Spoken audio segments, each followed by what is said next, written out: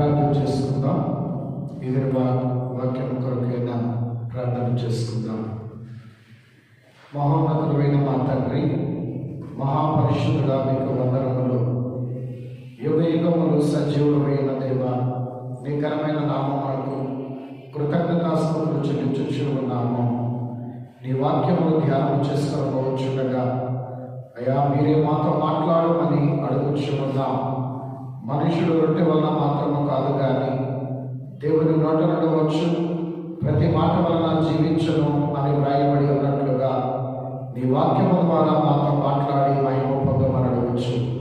యేసుక్రీస్తు నామమున ప్రార్థించుచు ఉన్నాము తండ్రి, ఆమేన్.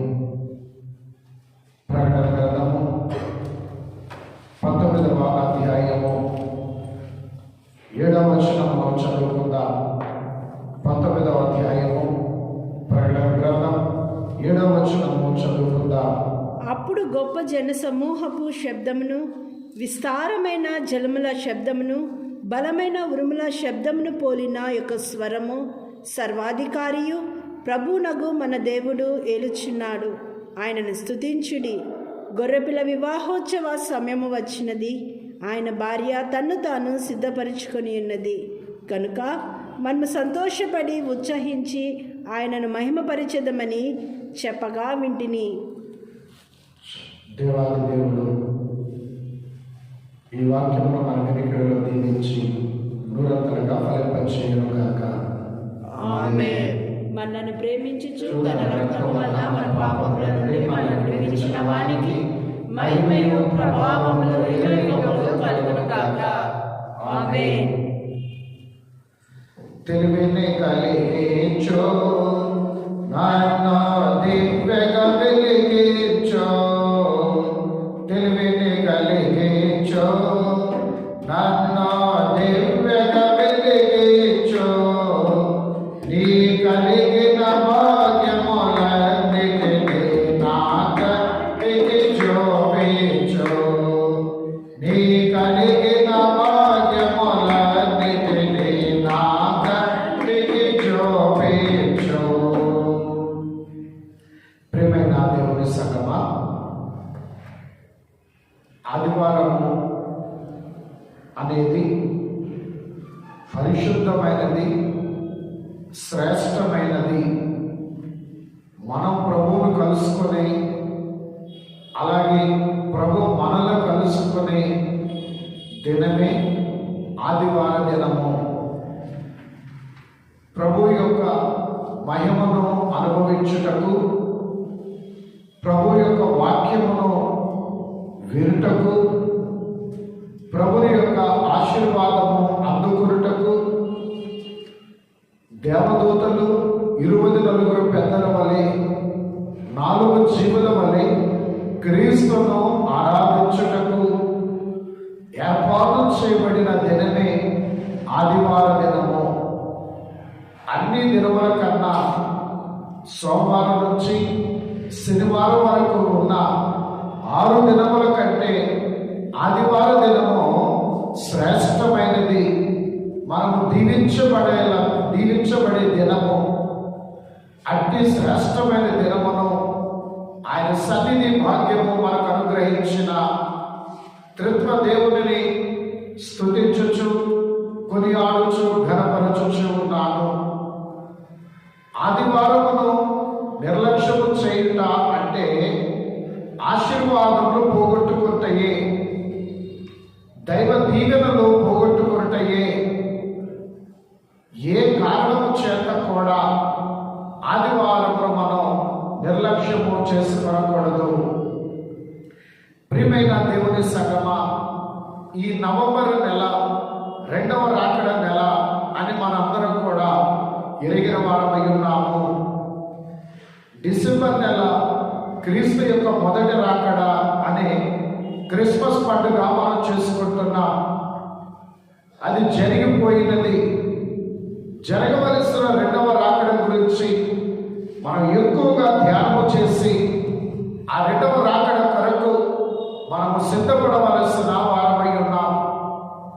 రాకడ మేఘం ఎక్కకపోయినట్లయితే ఈ భూమి మీదకి రాకడ జరిగిన తరువాత సాతాను యొక్క ప్రతిరూపమైన ఆ అంత్యక్రీస్తు అబద్ధ ప్రవక్త ఈ భూమి మీదకి రానయ్యున్నారు. విడవబడిన జనములను శ్రమ పెట్టుటకు అంత్యక్రీస్తు అబద్ధ ప్రవక్త ఈ భూమి మీదకి రానయ్యున్నారు.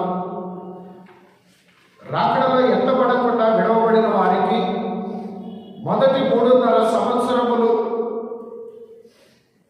నామమాత్రపు శ్రమ అయితే మిగిలిన 3.5 సంవత్సరములు కఠినమైన శ్రమ, నరుడు భరించలేనటువంటి శ్రమ.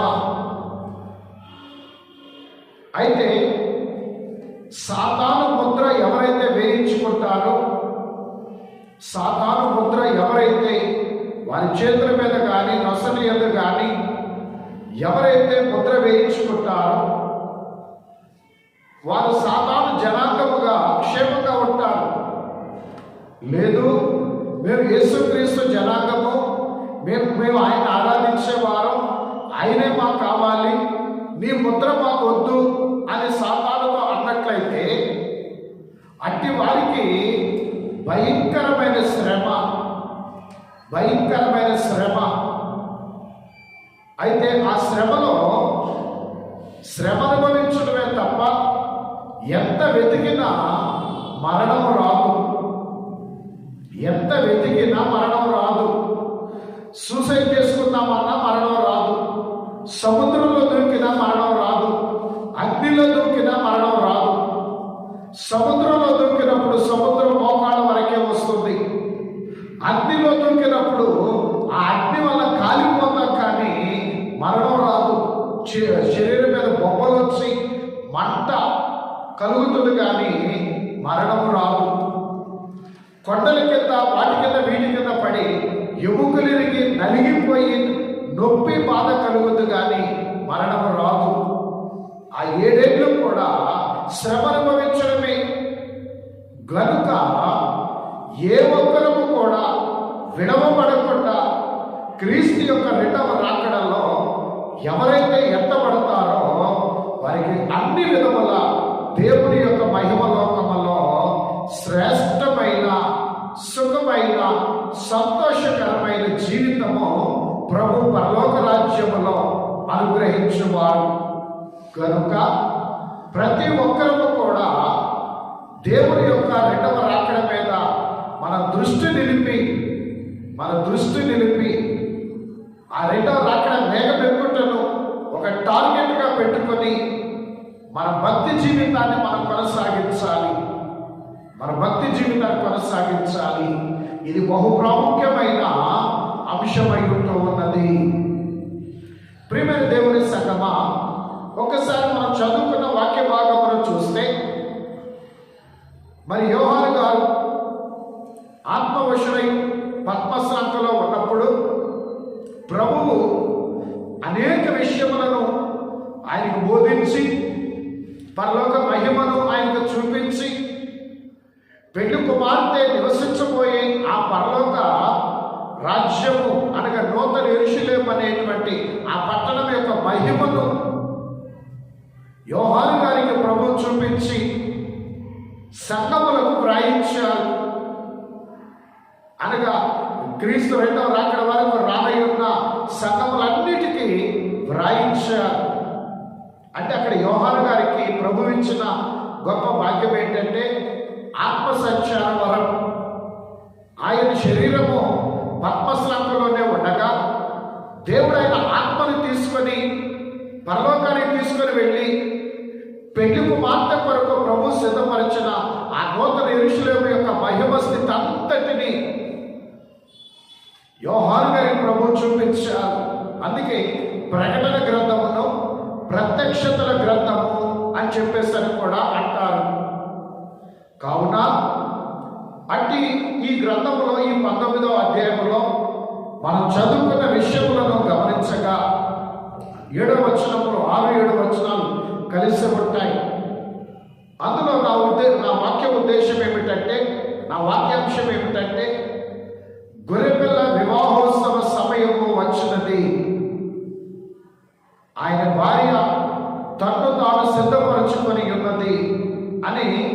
ఈ వాక్య భాగమును మనము ధ్యానం చేసుకుందాం. గొర్రెపిల్ల అనగా మన ప్రభు అయిన యేసుక్రీస్తు.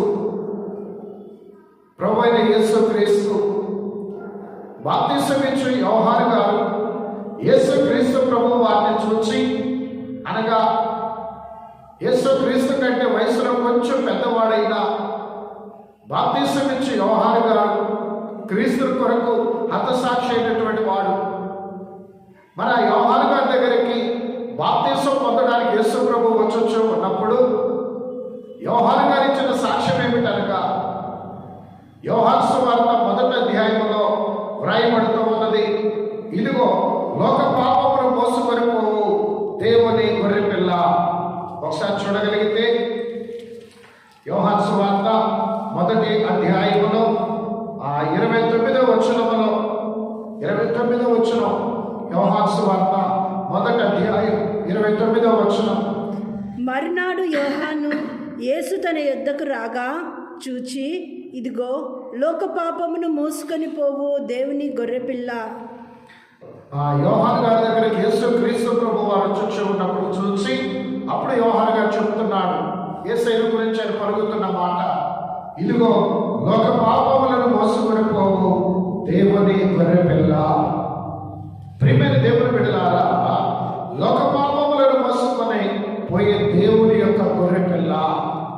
దేవుని యొక్క గొర్రెపిల్ల అంటే ఎందుకు గొర్రెపిల్లతో పోచొచ్చు ఉన్నారంటే, గొర్రె అనేది ఎలాగున సాధు జంతువు అయి ఉంటూ ఉన్నదో, యేసుక్రీస్తు ప్రభు కూడా ఆయన జీవితంలో గొర్రెపిల్ల బట్టి సాధుత్వము కలిగినటువంటి తన స్వభావమును ఆయన కనబరుచుచూ ఉన్నారు. మరి ప్రత్యేకముగా యేసుక్రీస్తు ప్రభు వారి యొక్క శిలువ చరిత్రలో ఆయన సాధుత్వమును మనం సంపూర్ణంగా గమనించవచ్చు. యేసుక్రీస్తు యొక్క ఆ సాధుత్వం అంతా శిలువ చరిత్రలో మనం పరిపూర్ణంగా గమనించవచ్చు. యేసుక్రీస్తు శిలువ చరిత్రలో కనబరిచే ఆ సాధుత్వమును గురించి ప్రవచనముగా యెషయా భక్తుడు యెషయా గ్రంథం 53వ అధ్యాయంలో ముందుగానే ప్రవచించాడు. క్రీస్తు 53వ అధ్యాయము 7వ వచనం ఒకసారి మనం గమనించగలిగితే, అతడు దౌర్జన్యము నొందెను, బాధింపబడినను అతడు నోరు తెరవలేదు. వదకు తేబడి గొర్రెపిల్లయు బొచ్చు కత్తిరించి వాని ఎదుట గొర్రెయు మౌనముగా నుండునట్లు అతడు నోరు తెరవలేదు. చూడండి, యేసుక్రీస్తు ప్రభు వారు నోరు తెరవకుండా అన్యాయము తీర్పు నొందినను, దౌర్జన్యము నొందినను నోరు తెరవకుండా వదకు తేబడిన గొర్రెవలే, బొచ్చు కత్తిరించి వారి ఎదుట గొర్రెవలే మౌనముగా ఉన్నట్లు ఆయన మౌనముగా ఉండి సర్వశక్తిమంతుడై, సర్వాధికారి, సర్వపరిశుద్ధుడు, నీతిమంతుడు, ఆయనకి సాటి అయిన వారు ఎవరూ లేరు. అయినా ఆయన మౌనముగా ఉండి అంత శ్రమ యేసుక్రీస్తు అనుభవించారు. శిలువ శ్రమ, శిలువ వేద, శిలువ మరణము ఆయన అనుభవించారు. కారణం ఏంటి? ఆయన విడుదల పొందుట చేతగాక కాదు, కానీ మనము విడుదల పొందాలని ఆయన శ్రమ అనుభవించారు. అంటే ఆయన సర్వశక్తిమంతుడే, అన్నిటి నుంచి బయటికి రాగలడు. కానీ ఎందుకు భరించాడు? ఎందుకు మౌనంగా ఉండి భరించాడంటే, బైబిల్ ప్రకారము యేసుక్రీస్తులో ఉన్న ఒక లక్షణము న్యాయం అనే లక్షణం. ఆయన దేవుడు కదా. 2 4 అని మన టేబుల్లో చదువుకుంటాం. ఆయన దేవుడు కదా, 2 5 చేయమంటే చేయడు. ఆయన న్యాయబద్ధంగానే నడిచేటువంటి వాడు. గనుక ఆయన బిడ్డలమైన మనం పాపము చేసిన పాపులము గనుక ఆ శిక్ష మనం అనుభవించాలి. పాపములకు జీతము మరణము అని దేవుడు వాక్యం సెలవిస్తుంది కదా. గనుక ఆ న్యాయమును నెరవేర్చు నిమిత్తము పాపములకు జీతమైన మరణము ఆయన మీద వేసుకొని, మరణం అనే జీతం ఆయన మీద వేసుకొని మనకి విడుదల అనే విమోచన దయచేశారు ప్రభువైన యేసుక్రీస్తు. యేసుక్రీస్తు. కాబట్టి ప్రియమైనటువంటి దేవుని సంగమా, అందుచేత ఆయన మౌనముగా ఉండి గొర్రెము వంటి సాధుత్వము కనబరిచి మౌనముగా ఉండి శ్రమ అనుభవించాడు. న్యాయమును నెరవేర్చాడే తప్ప కొట్టివేయలా, నేను దేవుడు కదా, నేను శక్తి ఉంది కదా అని కొట్టివేయలా. ఈ లోకం అధికారుల వలె ఆయన అధికారాన్ని దుర్వినియోగం చేయలా, దాన్ని నెరవేర్చాడు, పాటించి చూపించాడు. కాబట్టి ప్రియమైనటువంటి స్నేహితులారా, అందుకే ఆ నెరవేర్చే టైంలో గొర్రె వంటి సాధుత్వము ప్రవచన రూపకముగా యెషయా భక్తుడు ప్రవచిస్తే జరగబోయే దానిని శిలువ మరణములో యేసు క్రీస్తు కనబరిచే ఆ సాధుత్వాన్ని యోహాను గారు తన పిలుపు ద్వారా కనబరుస్తూ ఉన్నారు. యెషయా ప్రవక్త యొక్క ప్రవచనం, యోహాను గారి యొక్క పిలుపులో ఉన్న ప్రవచనం, శిలువ మరణంలో నెరవేరుట అనేది మనం చూస్తూ ఉన్నాం. అన్ని సహించి జయించారు కనుక ఆయనకి అధికారం వచ్చింది.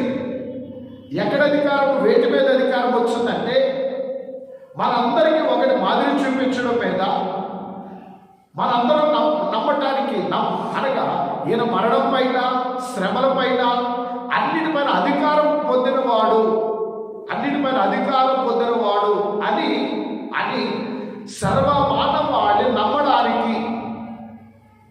సర్వమానవాళికి నమ్మడానికి ఆధారం ఉంచాడు. ఆయన సర్వశక్తిమంతుడు, అన్నిటి మీద అధికారం కలిగిన వాడని ఆయన జయము ద్వారా, ఆయన పునరుద్ధానము ద్వారా మనం గ్రహించవచ్చు. ఎందుకంటే ఎంతో కొంతమంది నేటి దినామున క్రీస్తు ప్రభు యొక్క శక్తిని ఇంత చేస్తేనే, శిలువలో మరణించి సమాధిని మరణాన్ని జయించి లేస్తేనే ఇంకా చాలా మంది నమ్మక ఇంకా ఆయన వ్యతిరేకిస్తున్నారు. అందుకని ఇప్పుడు కాలంలో వచ్చే ఈ వ్యతిరేకత వాస్తవాన్ని యేసు క్రీస్తు ప్రభు ఎరిగిన వాడై ఉండి ఆయన మరణించి తిరిగి లేచుట అనేది జరిగినది. అన్నిటిపైన అధికారం కలిగిన వాడని నిరూపించుకున్నాడు. అయితే యేసు క్రీస్తు ప్రభు వారికి ఇతర దేవుళ్ళు, దేవతలు అని చెప్పబడే వారికి ఉన్న తేడా ఏమిటంటే అందరూ దేవుళ్ళు అనబడి చెప్పుకొనబడిన వారు అందరూ కూడా సర్వమానవాళి జీవితము కలిగిన వారై, సర్వమానవాళి వలె చనిపోయిన వారై ఉన్నారు. కానీ యేసుక్రీస్తు ప్రభు అయితే సర్వమానవాళి యొక్క జీవితానికి భిన్నమైన జీవితము, మరణించి తిరిగి లేచినటువంటి ప్రత్యేకత ఒక్క యేసుక్రీస్తు ప్రభువులో మాత్రమే మనం చూడగలుగుతూ ఉన్నాం. కాబట్టి అంత గొప్ప స్థితి కలిగినటువంటి ఆయన, ఈ యొక్క మరి అన్నిటిపైన అధికారం పొందుకున్నటువంటి ఆయన ఎందుకు అధికారం పొందుకున్నాడంటే, ఒకటి మనకి మాదిరి చూపడానికి, మనకు నమ్మకం కలగడానికి, మూడవది పరలోకములో దేవుని సన్నిధానంలో ఉన్న ముద్రలను విప్పడానికి, ముద్రల శ్రమలు. ఎందుకంటే ప్రకటన గ్రంథం 5వ అధ్యాయం 6, 7 వచ్చిన అధ్యాయాలలో చూసినప్పుడు ముద్రల శ్రమలు, బూరల శ్రమలు, పాత్రల శ్రమలు మనకు కనబడుతూ ఉన్నాయి. ముద్రల శ్రమలు కొద్దిపాటివైతే వీటికంటే కొంచెం కఠినమైనవి బూరల శ్రమలు, వాటికంటే మరీ కఠినమైన శ్రమలు పాత్రల శ్రమలు. ఇవి విడవబడిన వారి మీదకు వచ్చేటువంటివి. కాబట్టి ఆ ముద్రలను విప్పడానికి అధికారం కలిగిన వాడు. చూడండి, ప్రకటన గ్రంథం 5వ అధ్యాయములో 3వ వచనం నుంచి అయితే పరలోకమందు గాని, భూమి మీద కాని, భూమి క్రింద కాని ఆ గ్రంథము విప్పుటకైనను చూచుటకైనను ఎవనికి శక్తి లేకపోయెను. ఆ గ్రంథము విప్పుటకైనను చూచుటకైనను యోగ్యుడెవడను కనబడనందున నేను బహుగా ఏడ్చుచుండగా ఆ పెద్దలలో ఒకడు, ఏడవకము, ఇదిగో దావీదుకు చిగురైన యూదాగోత్రపు సింహము 7 ముద్రలను తీసి ఆ గ్రంథముని విప్పుటకై జయము పొందెనని నాతో చెప్పెను. చూడండి, వధింపబడిన గొర్రెపిల్లైన యేసుక్రీస్తు ఆ గ్రంథమును విప్పగలుగుటకు జయము పొందెనని వ్రాయబడుచు ఉన్నది. ఈయన సర్వాధికారి యేసుక్రీస్తు అన్నిటి మీద జయము పొందాడు. ఆ ముద్రలను విప్పగలుగుట కొరకు, అనగా తీర్పు తీర్చగలిగినటువంటి సామర్థ్యము పొందినట్లుగా అన్నిటి మీద ఆయన జయము పొందాడు. ఆయన శక్తి కలిగిన వాడే. ఆ శక్తిని అందరూ ఆయన మాత్రమే శక్తి కలిగిన వాడని సర్వమానవాడి గ్రహించుటకు జయము పొందాడు. ఇక్కడ ఒక మాట చాలా ముఖ్యంగా జ్ఞాపకం చేయాలి. ఎందుకంటే ఆయన ముందే జయించలేడా? ఆయన ముందు జయము లేదంటే ముందు జయించగలిగిన వాడే. మనము నమ్మగలగటానికి, మనం నమ్మి ఆయన ఎందుకు విశ్వాసం ఉంచడానికే ఆయన ఈ శ్రమ అంతటినీ కూడా అనుభవించి జయించాడు. అయితే ఈ యొక్క శ్రమంతటిని, సిలువ శ్రమంతటిని ఆయన ఎలాగున్నాడంటే సాధుత్వం కలిగిన గొర్రెపిల్ల వలె, వధింపబడిన గొర్రెపిల్ల వలె మౌనముగా ఉండి శ్రమను భరించినట్లుగా మనం చూస్తూ ఉన్నాము. మనందరినీ విడిపించడానికి ఇంతటి శ్రమ ఆయన అనుభవించాడు. అలాగే ఈ యొక్క మనం చదువుకున్న ప్రకటన 19 మన వాక్యాంశంలో రెండవ భాగం ఏంటంటే వివాహోత్సవ సమయము వచ్చినది. మొదటిదేమో మొదటి భాగం నేను చెప్పినది గొర్రెపిల్ల అని ప్రభువు గురించి చెప్పాను. రెండవ భాగం వివాహోత్సవ సమయము వచ్చినది. వివాహోత్సవ సమయము అనగా రాకడ సమయము. వివాహం అంటే భూలోకంలో జరిగే వివాహం అంటే వివాహం కాదు. భూలోకపు పెళ్లి కుమారుడు అంటే పెళ్లి కుమారుడు కాదు. భూలోకపు పెళ్లి కుమార్తె అంటే పెళ్లి కుమార్తె కాదు. భూలోకపు విందు అంటే విందు కాదు. పరలోకపు విందు అంటే ప్రత్యేకమైనది. అక్కడ పెళ్లి కుమారుడు ఎవరయ్యా అంటే గొర్రెపిల్లని యేసుక్రీస్తే పెళ్లి కుమారుడు. పెళ్లి కుమార్తె ఎవరు అనగా సంఘము అనే పెళ్లి కుమార్తె. సంఘం అనే పెళ్లి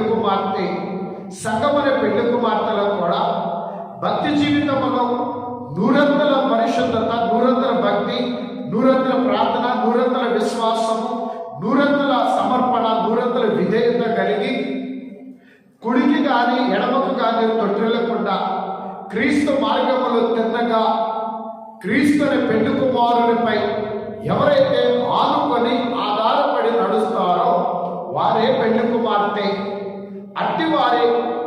అట్టివారే రాకడ మేఘం ఎక్కుతారు. కాబట్టి అట్టి పెళ్లి కుమార్తెతో వివాహం కాబోయే వివాహ సమయము వచ్చినది. దానికే రాకడ సమయము అనగా సంఘము కొనిపోబడే సమయం.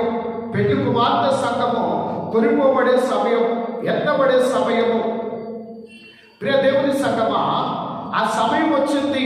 దీనికి నిదర్శనం ఏమిటి అంటే మనం చూస్తున్నాం రాకడ గుర్తులు. నేను గత 4 దినాలు రాకడ ధ్యానములు చెప్పినప్పుడు అందులో మనం జ్ఞాపకం చేసుకున్నాం. నోవాహు దినములు ఎలాగున్నాయో పెళ్లి కుమార్తె రాకడ దినములు కూడా అలాగనే ఉంటూ ఉన్నాయి. నోవాహు దినములలో ఎలాగునైతే జనులు తినచ్చు, త్రాగొచ్చు, సుఖించొచ్చు, వారి ఇష్టం వచ్చినట్లుగా జీవిస్తూ పెళ్లి చేసుకుంటూ పెళ్లికిచ్చుకొనొచ్చు, కలగాపులగమైపోయి ఇష్టానుసారముగా జీవించారు.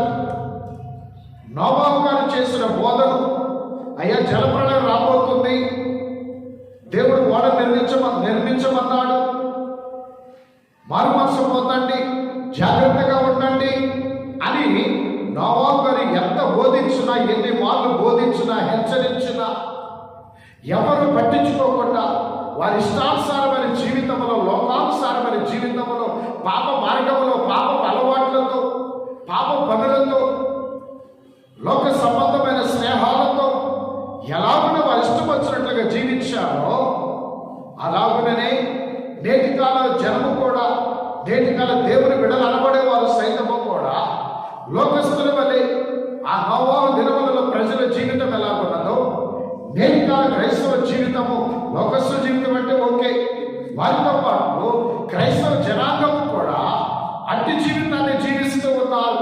నోవాహు దినములలో ప్రజల వంటి జీవితం. అయితే ఏమైంది?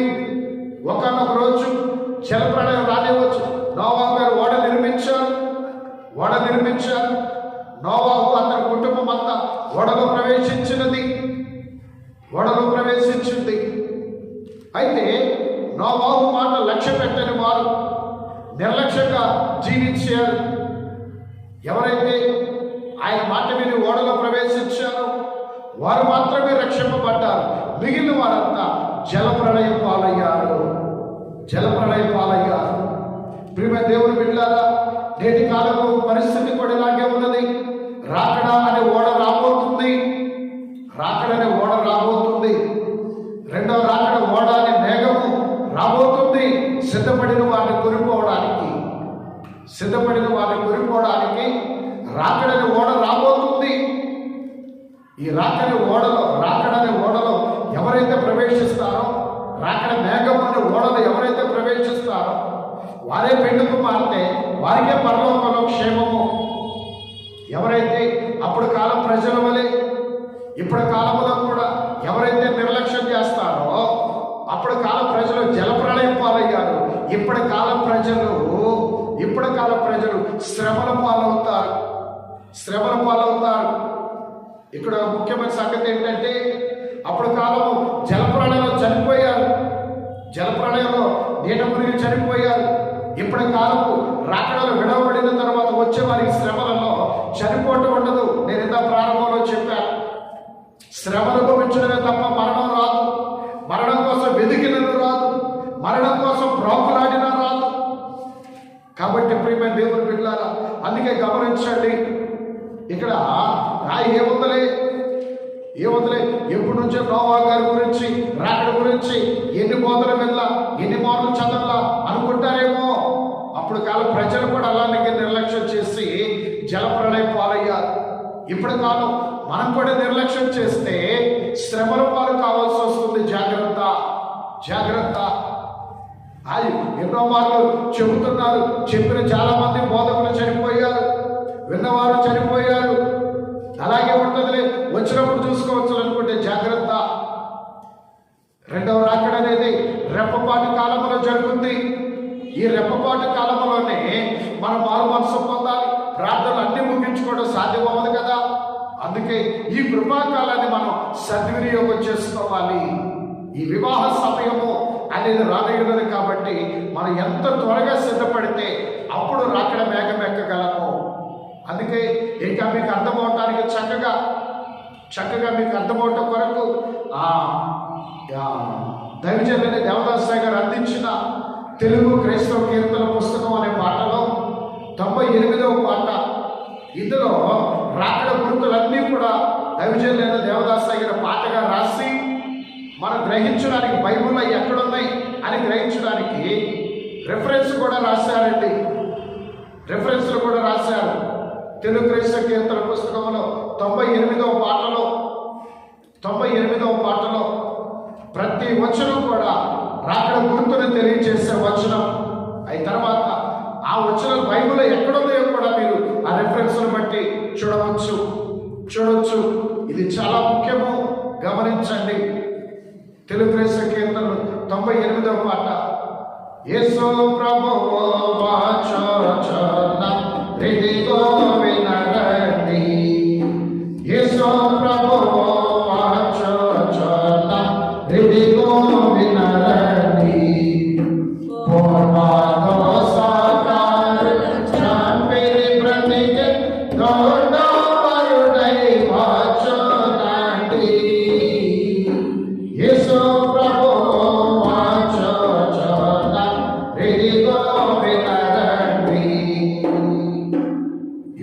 చాలా జాగ్రత్తగా గమనించండి.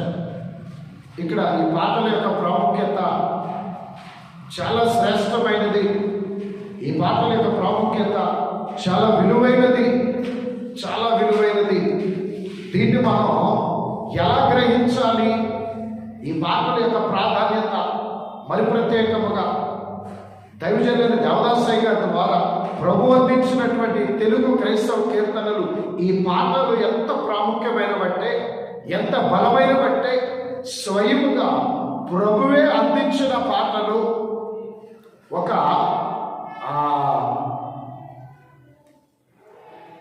భక్తురాలు హైందవ సమాజంలో ఉన్న బ్రాహ్మణ కులానికి చెందినటువంటి ఒక నిష్ట కలిగినటువంటి హైందవులైన భక్తురాలు, ఎంత నిష్ట కలిగిన పాండిత్యము కలిగినటువంటి భక్తురాలు, క్రైస్తవ మార్గాన్ని చాలా ఇష్టపడినటువంటి భక్తురాలు, హైందవ మార్గంలో ఉంటారు.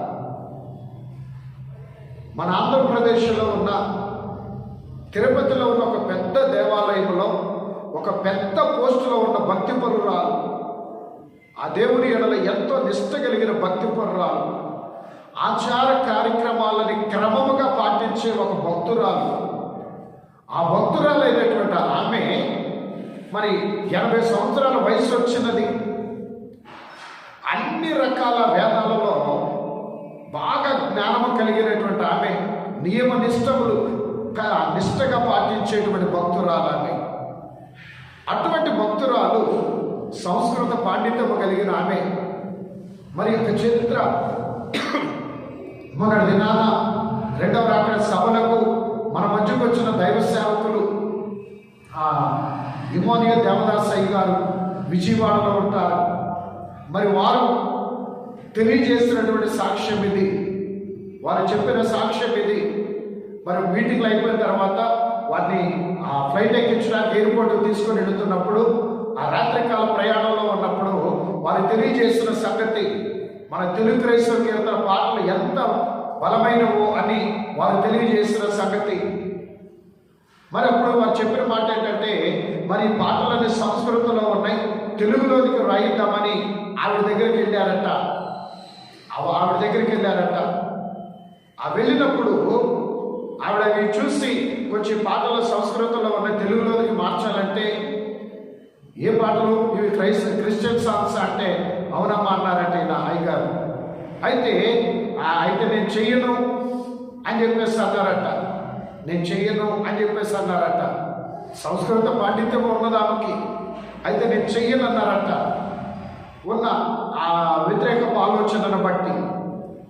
అయితే మరి ఇంటికి వచ్చారు కదా అని చెప్పేసి అని ఆమె కూర్చొని మాట్లాడుతూ ఉంటున్నప్పుడు, ఈలోప ఆమె యొక్క భర్త కూల్ డ్రింక్ ఏదో తీసుకొని వచ్చి మన అయ్యగారికి ఇస్తూ ఉన్నారట. తాగుతూ ఉన్నప్పుడు ఈ పాటల పుస్తకం టేబుల్ మీద ఉండి, సరేనని చూద్దామని చూసిందట.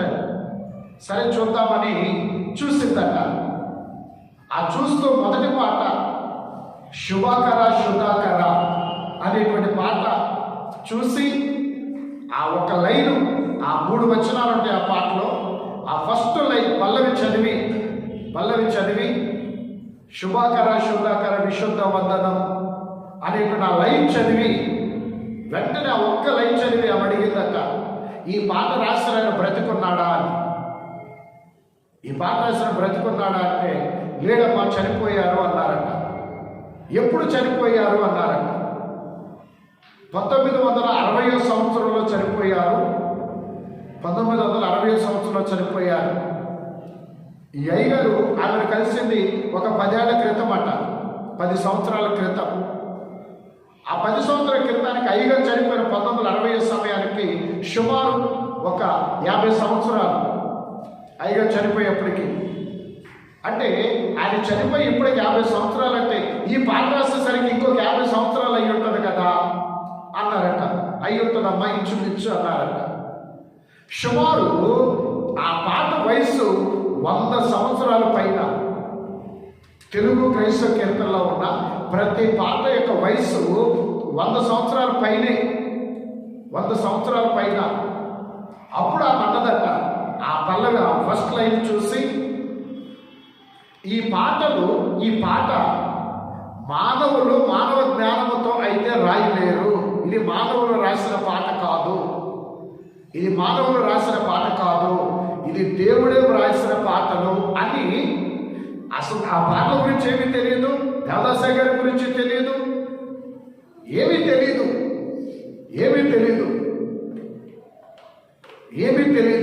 తెలియదు ఆమె. ఆ పాట ఒక్క లైన్ చదివి మానవుడైతే మానవ జ్ఞానముతో ఈ పాటలు రాయలేరు, దేవుడే రాయించిన పాటలు అని చెప్పేసి అన్నదట. అంత గొప్ప శ్రేష్టమైన పాటలు మన తెలుగు క్రైస్తవ కీర్తన పాటలు. అంతేకాక వీటి రాగాలన్నీ కూడా ఇతర పాటలకు అనుగుణంగా ఉండవు. అది ప్రభువు రాయించిన పాటలు రాగయుక్తంగా ఉంటాయి, కొద్దిగా స్లోగా ఉంటాయి అనుకుంటారు. కానీ అందులో ఉన్న ఆత్మీయ మర్మము, దేవుని యొక్క ఆత్మ ప్రభావము కలిగిన పాటలవి.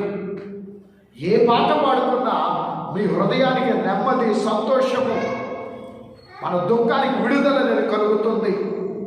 ప్రతి పాటలో కూడా పరిశుద్ధాత్మ ప్రభావము, పరిశుద్ధాత్మ మహిమ బహుబలంగా ఉంటాయి. అంత బలమైన పాటలు తెలుగు క్రైస్తవ కీర్తనలో. అయ్యగారు ఆ మాట చెప్పుతున్నప్పుడు ఎంతో రోషము, ఎంతో సంతోషం. అలాగే ఇంత గొప్ప పాటలు అసలు పాడగలిగిన అర్హత మాకున్నదా అనే ఆలోచన కూడా నాకు కలిగింది. ఇంత గొప్ప పాటలు దేవుని నోట నుంచి పరిశుద్ధాత్మ ద్వారా వచ్చిన ఈ పలుకులు కలిగిన ఈ పాటలు అసలు పాడగలిగిన అర్హత ఉన్నదా మాకు అనిపించింది. అంత గొప్ప పాటల సంపద ప్రభు మన చేతుల్లో ఉంచారు. అందుకే తెలుగు క్రైస్తవ కీర్తన పాటలను ఎవ్వరూ నిర్లక్ష్యంగా భావించొద్దు. అవి మీ శరీర, ప్రాణ, ఆత్మీయ జీవితాలలో గొప్ప అద్భుతాలు జరిగిస్తాయి. తెలుగు క్రైస్తవ కీర్తన పాటలు ఒకవేళ పాడట రాకపోయినా చదువుకోండి. ఒక్కొక్క పాట చదువుకొని ఒక్కొక్క వచనాన్ని ధ్యానం చేసుకోండి చాలు. గొప్ప దీవెన, గొప్ప ఆదరణ, గొప్ప ధైర్యం, దేవుని మహిమ మీరు అనుభవించగలరు. అంత శ్రేష్టమైన పాటలు. సరే, ఎందుకు చెప్తున్నానంటే, ఈ పాటల గురించి ఎందుకు చెప్తున్నానంటే, మీకు రాకడ పరిస్థితులు, రాకడ ముందు జరిగే గుర్తులు మీకు అర్థమవటానికి ఆ తెలుగు క్రైస్తవ 98వ పాట మీరు మరిచిపోకుండా, నిర్లక్ష్యం చేయకుండా ఆ పాట చదివి, ఆ పాటలో ఉన్న రెఫరెన్స్ను బట్టి బైబిల్ ఆ వాక్యాలు చదివి రాకడ గుర్తులు తెలుసుకొని, రాకడ గుర్తులన్నీ జరిగిపోయినాయి, ఇక జరగాల్సింది రెండవ రాకడే. అందుకే గొర్రెపిల్ల వివాహోత్సవ సమయం వచ్చినది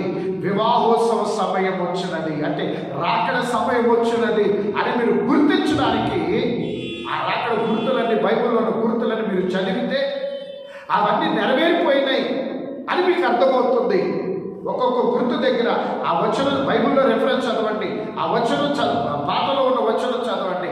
అప్పుడు సృష్టిలో మీరు గమనిస్తే ఆ రాకడ గుర్తులు జరిగిపోయినాయి అని మీకు అర్థమైనప్పుడు, అప్పుడు వివాహోత్సవ సమయం వచ్చినది అనే సంగతి మీకు అర్థమవుతుంది. కనుక గుర్తులన్నీ అయిపోయి ఇప్పుడు జరగాల్సిందే రాకడ జరగడమే తరువాయి. కనుక ఏం చేయాలి?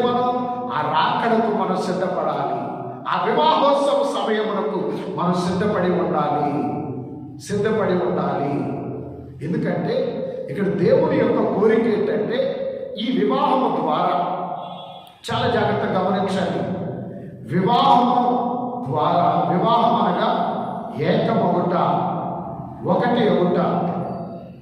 విడివిడిగా ఉన్నటువంటి స్త్రీ అయినా పురుషుడైనా వివాహము ద్వారా ఏకమవుతుంటారు, ఒకటవుతూ ఉంటారు. వివాహము ద్వారా ఒకటవుతారు. అలాగే అంటే ఇది లోకరీత్యా ఏకమొకట కాదు, కానీ ఆత్మీయరీత్యా ఏకమొకట అనగా ఇది దేవుని యొక్క ఆశయం ఏంటి అంటే, యోహాను సువార్త 5వ అధ్యాయం 5వ వచనములో, యోహాను సువార్త 15వ అధ్యాయం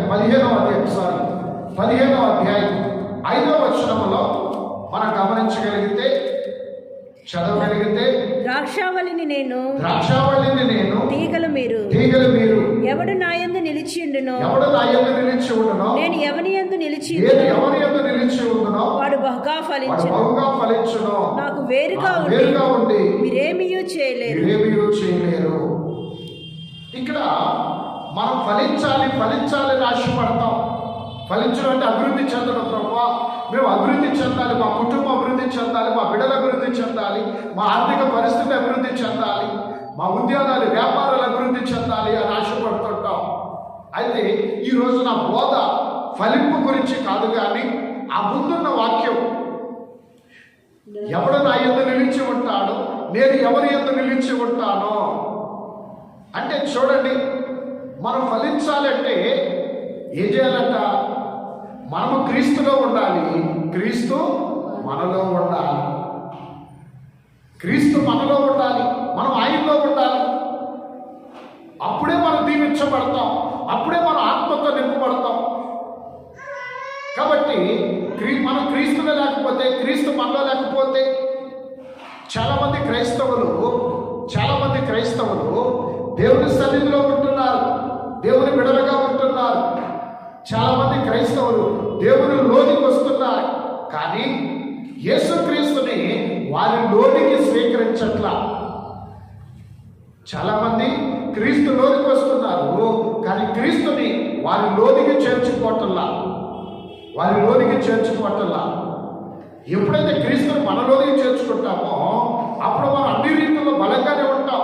దేవునిలో బలంగా ఉంటాం, వాక్యంలో బలంగానే ఉంటాం, సంఘంలో బలంగానే ఉంటాం, దేవుని మార్గం నడిచేటప్పుడు బలంగానే ఉంటాం, దేవుని పనిలో బలంగా ఉంటాం, దేవుని సంబంధమైన క్రీస్తు సంబంధమైన అన్నింటిలో బలంగా ఉంటాం. క్రీస్తు మనలో ఉంటే, మనం క్రీస్తులోకి వస్తున్నా క్రీస్తు మనలో ఉండట్లేదు కనుక మనం దేవుళ్ళో బలంగా ఉండలేకపోతున్నాం, దేవుళ్ళో ఎదగలేకపోతున్నాం, వాక్యంలో ఎదగలేకపోతున్నాం.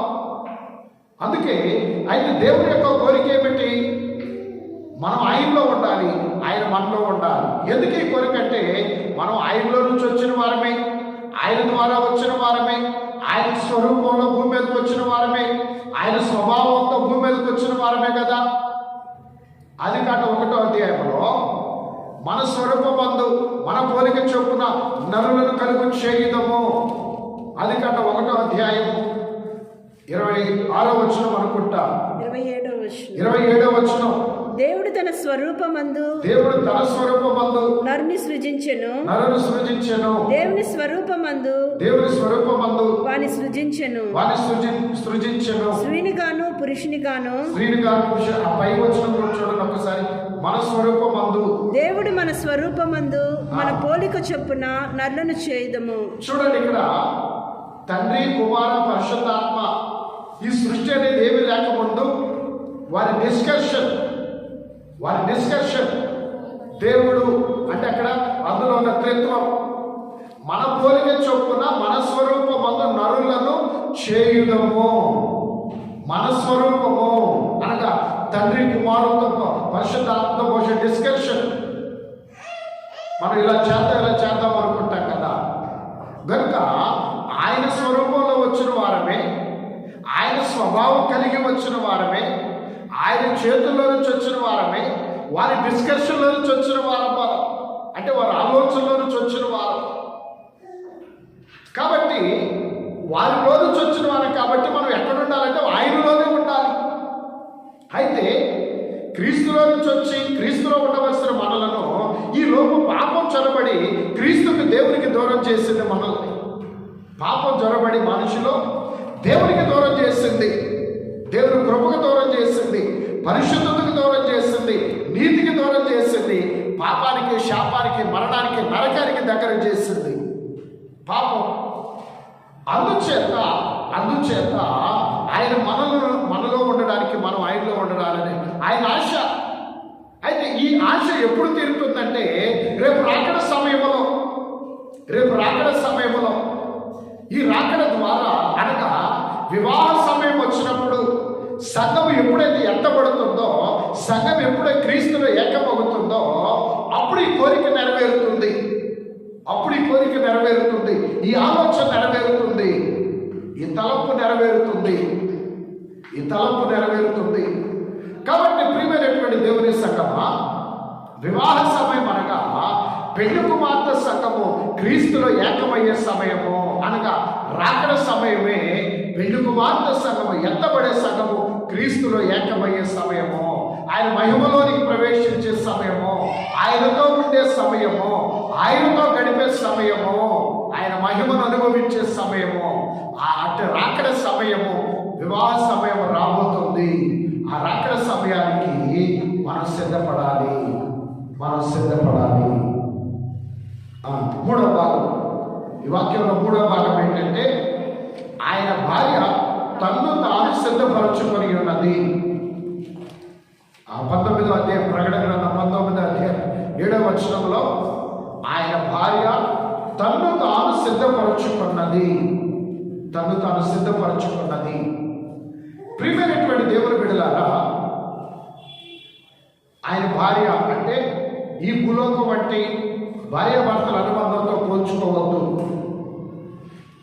ఆయన భార్య అనగా అక్కడ అర్థం ఏంటంటే, పెళ్లి కుమారుడైన యేసు క్రీస్తు ప్రభుని ఎదుర్కొనే పెళ్లి కుమార్తె సంఘము. మరి అన్ని బంధాలలో, మన జ్ఞానాన్ని తెలిసిన అన్ని బంధాలలో అతి శ్రేష్టమైన బంధము భార్యాభర్తల బంధము కనుక పెళ్లి కుమార్తె సంఘాన్ని పెళ్లి కుమార్తెతో లేదా భార్యతో పోలుస్తున్నా, లేదా వధువుతో పోలుస్తూ ఉన్నా. ప్రియమైనటువంటి దేవుని సంగమా, గమనించండి. ఆయన భార్య ఏం చేస్తుందట? ఆయన రాకడ మేఘములో ఎక్కడానికి గొర్రెపిల్లైన యేసు క్రీస్తు మనం పెళ్లి కుమారుడితో ఏకమవుట కొరకు, వివాహం అనబడే రాకడ ద్వారా ఏకమవుట కొరకు ఏం చేసిందట? ఈమె తన్ను తాను సిద్ధపరుచుకున్నది. ఎవరో వచ్చి సిద్ధపరుస్తారని ఎదురు చూడాల, ఎవరో వచ్చి ఏదో చేస్తారు, ఎవరో వచ్చి ఏదో ఇస్తారని ఎదురు చూడాల. తన్ను తాను సిద్ధపరుచుకున్నది. తన్ను తాను సిద్ధపరుచుకుంటూ తాను సిద్ధపడటానికి ఇతరుల సహాయం తీసుకుంది. కానీ వాళ్ళే వచ్చేదో చేస్తారులే, ఎవరో వచ్చేదో చేస్తారులే అని వేరే వాళ్ళ మీద ఆధారపడి కూర్చోలా. వివాహానికి సిద్ధపడిన పెళ్లి కుమార్తె ఆమె అలంకరించుకుంటూ తోడు పెళ్లి కూతురు సహాయం తీసుకుంటుంది. పెళ్లి కుమారుడు తను తాను సిద్ధం చేసుకుంటూ తోడు పెళ్లి కొడుకు సహాయం తీసుకుంటాడు. అలాగే యేసు క్రీస్తు యొక్క రాకడ మేఘం ఎక్కడానికి సంఘము కూడా తాను సిద్ధపడుతూ ఇతరుల సహాయం అంటే ఎవరి సహాయము? లోకస్సు సహాయం కాదు. ఒకటి పరిశుద్ధాత్మ తండ్రి యొక్క సహాయం, రెండోది వాక్యం యొక్క సహాయం, మూడవది బోధకుల యొక్క సహాయం, నాలుగవది భక్తిలో మనకన్నా ఉన్నతమైన అంతస్తులో ఉన్న భక్తి పరుల యొక్క సహాయం. భక్తిలో మనకన్నా ఉన్నతమైన స్థితిలో ఉన్న భక్తుల యొక్క సహాయం. ఈ నలుగురు సహాయం చేత తన్ను తాను సిద్ధపరచుకుంటున్నది. ఎప్పుడైనా గమనించండి, మన జ్ఞానం కొలది, మన శక్తి కొలది మనలో మనం సిద్ధపరచుకుంటే మిగిలింది పరిశుద్ధాత్మ తండ్రి సహాయం చేస్తాడని. మనం అసలు సిద్ధపడకుండా ఆయనే చేయాలి, ఆయనే చూడాలి, ఆయనే కలుగు చేసుకున్నాడు కదా, ఆయనే పుట్టించుకున్నాడు కదా, ఆయనే చూసుకుంటాడులే అని నాకెందుకు లేని నిమ్మకు నీరెత్తినట్టు కూర్చోకూడదు. ఆయనే చూసుకుంటాడులే అని నిమ్మకు నీరెత్తినట్టు కూర్చోకూడదు. మన ప్రయత్నం మనం చేయాలి, మన శక్తి కొలది మనం సిద్ధపడాలి. అందుకని ఇక్కడ ఏమని రాయబడింది? ఆయన భార్య తన్ను తాను సిద్ధపరచుకున్నది. పెళ్లి కుమారుడైన యేసు క్రీస్తుని ఎదుర్కోవడానికి తన్ను తాను సిద్ధపరచుకున్నది. ఆ పెళ్లి కుమారుడైన క్రీస్తులకు అనుకూలంగా, ఆయన మనస్సులకు అనుకూలంగా, ఆయన హృదయానికి అనుకూలంగా, ఆయన చిత్తానికి అనుకూలంగా, ఆయన ఆకర్షించే అనుకూలంగా క్రీస్తు యొక్క మనస్సును ఆకర్షించే విధముగా తన్ను తాను సిద్ధపరుచుకున్నది. తన్ను తాను సిద్ధపరుచుకున్నది. తన్ను తాను సిద్ధపరుచుకున్నది. ఈ లోకంలో అలంకరించుకోవడం ఎందుకు? ఇంట్లో ఇతరులు ఆకర్షించడానికి మనల్ని మనం ఎలాగైనా అలంకరించుకుంటామో అలాగే పెళ్లి కుమార్తె తను ఏకం కాబోయే పెళ్లి కుమారుడైన క్రీస్తుని ఆకర్షించడానికి తను తాను సిద్ధం చేసుకుంటున్నది.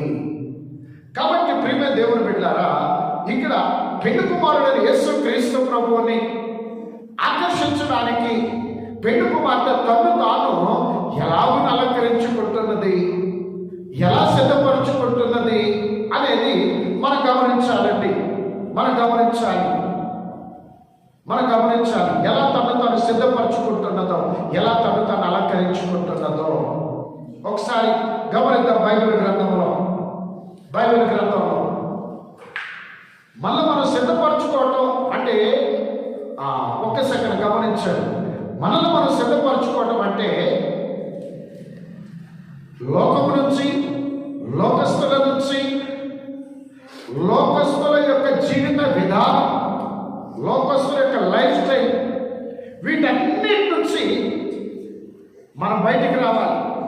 మనమే బయటికి రావాలి. అలాగే క్రీస్తుకు అనుకూలంగా మనల్ని మనం నడవటం, మనమే సిద్ధపరచుకోవాలి. క్రీస్తుకు అనుకూలంగా నడవటం కోసం మనల్ని మనం సిద్ధపరచుకోవాలి. మన జ్ఞానం కొద్ది, మన శక్తి కొద్ది మనల్ని మనం ప్రిపేర్ చేసుకుంటే పరిశుద్ధాత్మ తండ్రి సహాయం చేస్తాడు. అందుకే తన్ను తాను అనే మాట అక్కడ రాయబడి ఉంది. లోకం నుంచి మనల్ని మనమే వేరు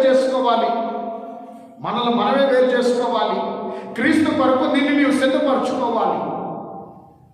మిగిలింది పరిశుద్ధాత్మ తండ్రి సహాయం చేస్తాడు. అందుకని ఇక్కడ లోకం నుంచి మనల్ని మనం వేరు చేసుకోవాలి. కొంతమంది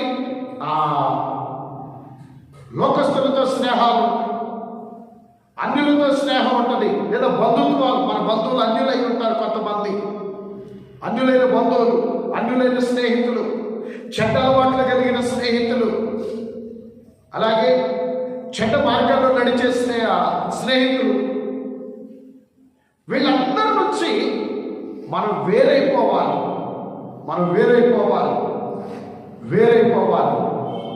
వేరు కాకపోతే క్రీస్తుతో ఏకము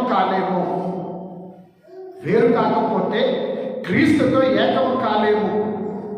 ఈ విషయం చాలా గమనించండి. రాకడ మేఘం ఎక్కాలంటే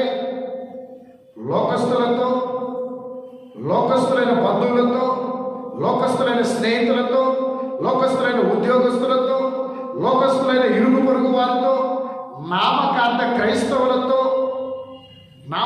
క్రైస్తవులతో కూడా వేరైపోవాలి.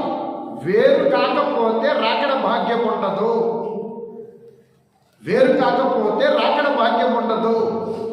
ఇక్కడ ఒక 2 రెఫరెన్సులు నేను మీకు చదివిస్తాను.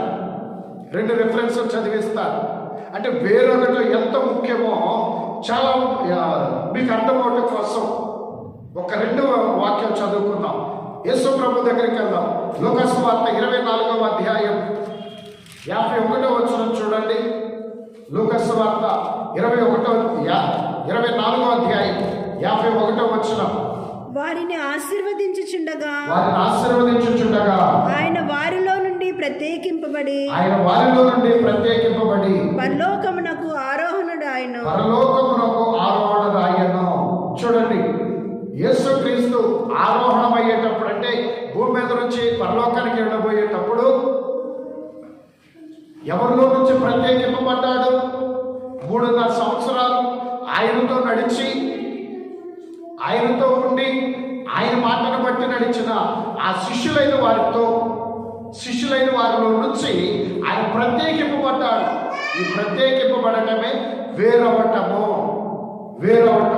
అనగా రాకడ మేఘం ఎక్కుటకు సిద్ధపడిన యేసు ప్రభు రాకడ మేఘం ఎక్కుటకు సిద్ధపాటు లేని ఆ శిష్యులలో నుంచి ప్రత్యేకింపబడ్డాడు. కాబట్టి మనము కూడా ప్రత్యేకముగా జీవించాలి. అలాగే రెండవదిగా మనం చూస్తే రాజులు రెండవ గ్రంథం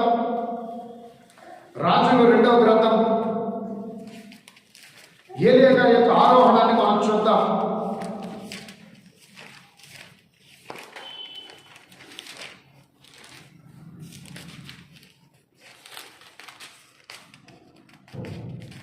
చూడండి, రెండవ అధ్యాయం, రాజులు రెండవ గ్రంథం 2వ అధ్యాయము 11వ వచనం. వారు ఇంకా వెలుచు మాటలాడుచుండగా ఇదిగో అగ్నిరథమును అగ్ని గుర్రములను కనబడి వీరిద్దరిని వేరు చేసెను. ఎవరిద్దరిని? తర్వాత అప్పుడు ఏలియా సుడిగాలి చేత ఆకాశమునకు ఆరోహణమాయెను. అప్పుడు ఏలియా సుడిగాలి చేత ఆరోహణమయ్యాడు. అగ్నిరథములు అగ్ని గుర్రములను వచ్చి వీరిద్దరిని వేరు చేసెను. ఎవరిద్దరిని? ఏలియా గారిని, ఆయన శిష్యుడైన ఎలీషా గారిని వేరు చేయబడ్డారు. అప్పుడు దాకా ఎలీషా గారు కూడా ఏలియా గారితోనే ఉన్నారు. అయితే గురువు గారైన ఏలియా గారేమో రాకడ మేఘం ఎక్కడానికి సిద్ధపడ్డాడు. ఎలీషా గారికి సిద్ధపడలా. అందుకని సిద్ధపాటు లేని వారి నుంచి సిద్ధపాటు కలిగిన ఏలియా వేరు చేయబడ్డాడు. యేసుక్రీస్తు ప్రభు కూడా సిద్ధపాటు లేని శిష్యుల నుంచి ఆయన వేరు చేయబడ్డాడు, ప్రత్యేకింపబడ్డాడు. కాబట్టి ఈ నేటి దినాలు మనము కూడా ఆయన భార్య తను తాను సిద్ధపరచుకున్నది అన్నప్పుడు, తను తాను సిద్ధపరచుకోవడం అంటే మనం కూడా ఈ లోకం నుంచి, లోకస్తుల నుంచి, అన్యులైన బంధువుల నుంచి, అన్యులైన స్నేహితుల నుంచి, అన్ని మార్గముల నుంచి, అన్యులైన సహవాసము నుంచి, నామకార్థ క్రైస్తవుల నుంచి, క్రైస్తవులను చెప్పుకుంటూ లోకానుసారమైన జీవితం కలిగిన వారి నుంచి ఖచ్చితంగా మనం వేరవ్వాల్సినదే. దీనికి మనల్ని మనమే ప్రిపేర్ చేసుకోవాలి. మనమే వేరవ్వాలి. మనమే వేరవ్వాలి. బంధువులు కదండి, మరి వేరుగా ఉంటేలాగా, దూరం అయిపోతేలాగా, రేపు మా ఇంటికి ఎవరు వస్తారు? ఎవరు రాకపోయినా పర్లా, ప్రభు వస్తారు. ఆయన ఏర్పాట్లో ఉన్న వాళ్ళు ఆయనే తీసుకొస్తాడండి. ఇప్పుడు వేరవ్వకపోతే రాకడకు దూరం అయిపోతాం. జాగ్రత్త. ఇప్పుడు నామకార్థమైన వారి నుంచి వేరు కాకపోతే రాకడ వేగం ఎక్కడానికి దూరం అయిపోతాం. అప్పుడు భయంకరమైన శ్రమలు, శోధనలు ఎదుర్కోవాల్సి వస్తుంది. అమ్మో ఇప్పుడు బంధువులు కదా, స్నేహితులు కదా, అమ్మో ఇరుగు పొరుగు వారు కదా అని ఇప్పుడు వాళ్ళతో మనం ఉంటే రేపు తర్వాత వాళ్ళతో పాటే నరకం కూడా అనుభవించాల్సి వస్తుంది. రేపు వారితో పాటే శ్రమ కూడా అనుభవించాల్సి వస్తుంది. జాగ్రత్త. అందుకే ఇక్కడ మనల్ని మనం వేరు చేసుకోవాలి. క్రీస్తు కొరకు నిన్ను నీవు సిద్ధపరచుకోవాలి. అందుకే ఒక 5 ముఖ్యమైన విషయాలు చెప్పి నేను ముగిస్తాను. 1, క్రీస్తుతో రాకడ మేఘం ఎక్కాలంటే మనం ఎట్టి జీవితం కలిగిన వారమై ఉండాలంటే 1 ఆదికాండము 5వ అధ్యాయం 24వ వచనం. ఆదికాండము 5వ అధ్యాయము 24వ వచనం. హానోకు గారి యొక్క జీవితం. హానోకు దేవునితో నడిచిన తరువాత దేవుడు అతన్ని తీసుకొని పోయెను గనుక అతడు లేకపోయెను. చూడండి, హానోకు 365 సంవత్సరాలు ఆయన జీవించిన తర్వాత ఆ 360 సంవత్సరాలు కూడా ఆయన ఏం చేశాడట? దేవునితోనే నడిచాడట. అలాగని ఆయన జనాలకి, కుటుంబానికి ఎక్కడో దూరం వెళ్ళి అడవుల్లో ఉన్నాడా? లేదు, కుటుంబంతోనే ఉన్నాడు, అందరి మధ్య ఉన్నాడు. కానీ వారందరి జీవితానికి, హానోకు గారి యొక్క జీవితానికి చాలా ప్రత్యేకంగా జీవించాడు. దైవ చిత్తానికి అనుకూలంగా జీవించాడు. ఎవరైతే దేవుడి మార్గంలో నడుస్తారో ఈ లోకానికి వారు పిచ్చివారిగానే ఉంటారు. ఈ లోకస్తులు అట్టి వారిని ఇష్టపడరు. దైవ మార్గంలో నడిచే వారిని ఈ లోకస్తులు ఇష్టపడరు. అందుకని ఒక్కొక్కసారి మనమే కాంప్రమైజ్ అయిపోయి వాళ్ళకు అనుకూలంగా మారిపోతాం. అదే మనకి నష్టం. అందువల్లే మనకు నష్టం, కష్టం. కనుక ఈ యొక్క హానోకు అయితే అలా కూడా జీవించలేదు. తన జీవితం అంతా కూడా దేవునితో నడిచిన వాడై ఉన్నాడు. దేవునితో నడిచాడు. అందుకే దేవుడు ఆయన పరలోకానికి తీసుకొని వెళ్ళిపోయాడు. మరణం లేకుండా ఎవరైతే మన జీవితకాలం అంతట్లో ఎవరైతే దేవునితో నడుస్తామో మరణం లేకుండా రాకడలో ఎత్తబడతాం. అదే వధువు సంఘము. హానోకు తన జీవితం అంతా దేవునితో నడిచాడు. అలాగే రెండవదిగా మనం గమనించగలిగితే రాజుల మొదటి గ్రంథం 19వ అధ్యాయము 9-10 వచనములు. రాజుల మొదటి గ్రంథం 19వ అధ్యాయం 9-10 వచనములు. అచ్చట ఉన్న ఒక గుహలో చేరి బస చేసెను. యెహోవా వాక్కు అతనికి ప్రత్యక్షమై ఏలియా, ఇచ్చట నీవేమి చేయుచున్నావని అతన్ని అడగగా అతడు ఇశ్రాయేలు వారు నీ నిబంధన త్రోసివేసి నీ బలిపీఠములను పడగొట్టి నీ ప్రవక్తలను ఖడ్గము చేత హతము చేసి సైన్యములకు అధిపతియు దేవునకు యెహోవా కొరకు మహారోషము గలవాడనై నేను ఒకడును మాత్రమే మిగిలి ఉండగా వారు నా ప్రాణమును కూడా తీసివేయుటకై చూచుచున్నారని మనవి చేశాను. చూడండి, ఇక్కడ హానోకు దేవునితో నడిచాడు. ఏలియా గారు దేవుని కొరకు రోషం కలిగి నిలవబడ్డాడు. ఇది రెండో పాయింట్. దేవుని కొరకు రోషం కలిగి నిలవబడ్డాడు. ఇశ్రాయేలీలే దేవుని జనాంగమే ఏం చేశారట? అప్పుడున్న రాజు అహాబు అనే రాజు, యెజబెల్ అనే రాణి, వారి అధికారంలో ఇశ్రాయేలీలందరూ కూడా దేవుని మార్గాన్ని, దేవుని నిబంధనలు సమస్తాన్ని విడిచిపెట్టి, ధర్మశాస్త్రాన్ని విడిచిపెట్టి ఆ అన్ని మార్గంలోనికి వెళ్ళి ఆ రాజు రాణి నిలబెట్టిన ఆ దేవతలకు, ఆ విగ్రహాలకు వాళ్ళు ఏం చేయడం మొదలు పెట్టారట? ఆ మార్గంలోకి వెళ్ళిపోయారు. అందరూ వెళ్ళిపోయారు. అయితే దేవుని కొరకు నిలబడిన వాడు ఒక్కడే. ఆయనే భక్తుడైన ఏలియా, రోషము కలిగిన ప్రవక్త అయిన ఏలియా గారు. కాబట్టి గమనించండి ప్రియమైన దేవుని బిడ్డ, ఆయన ఒక్కడి దేవుని కొరకు రోషం కలిగి నిలవబడ్డాడండి. ఆ రోషం కలిగి నిలబడిన ఆ ఏలియా గారి మరణం లేకుండా పరలోకానికి ఆరోహణమయ్యాడు. ఎవరైతే ప్రియమైన దేవుని బిడ్డలారా, ఈ రోజున చాలా మంది క్రైస్తవులు ఏం చేస్తారంటే దేవుళ్ళు నడవడానికి బలహీనంగా, లోకానుసారంగా ఉన్న ఇతరులైన వారితో కంపేర్ చేసుకుంటూ ఉంటారు. అని ఎప్పటి నుంచో ఎన్నో సంవత్సరాల నుంచి గుడికి వెళ్తున్నారు, చిన్నప్పటి నుంచి పుట్టుక క్రైస్తవులు అంటున్నారు, ఎప్పుడో 25 ఏళ్ల క్రితం బాప్తిసం తీసుకుందాం అంటున్నారు. వారే సరిగా లేకపోతే నిన్నగాక మొన్న వచ్చి నాదే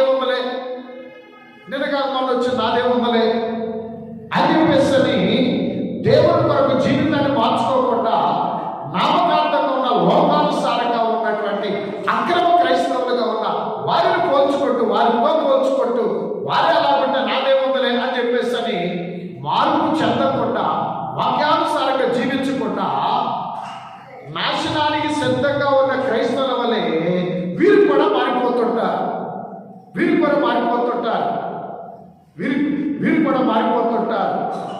ఎప్పుడైనా దైవశాస్త్రం చెప్పినప్పుడు దైవశాస్త్రం మీద కూడా కోపడుతుంటాడు. ఈయన పద్దాకు నా గురించే చెప్తాడు, మిగిలిన వాళ్ళందరూ లేరా, వాళ్ళు అలా ఉన్నారు కదా, వాళ్ళు ఆ వ్యసనంలో ఉన్నారు కదా, వాళ్ళే చెప్పరే, పద్దా నాకే చెప్తాడని చాలా మంది కోపడుతూ ఉంటారు దైవ సేవకుల మీద కూడా. ఏ దైవ సేవకుడు చెప్పినా అది దేవుని యొక్క హెచ్చరికే తప్ప దైవ సేవకుడు చెప్పాడు అనుకోకూడదు. దేవుని హెచ్చరిక, పరిశుద్ధాత్మ యొక్క హెచ్చరిక. దాన్ని ఎవరికి వారు సరి చేసుకుంటే వారు దీవించబడతారు. ఆ హెచ్చరిక నిర్లక్ష్యం చేసి బోధన అపార్థం చేసుకొని, దైవ సేవకుని అపార్థం చేసుకొని, బలహీనంగా ఉన్న వాళ్ళతో, నామకార్థంగా ఉన్న వాళ్ళతో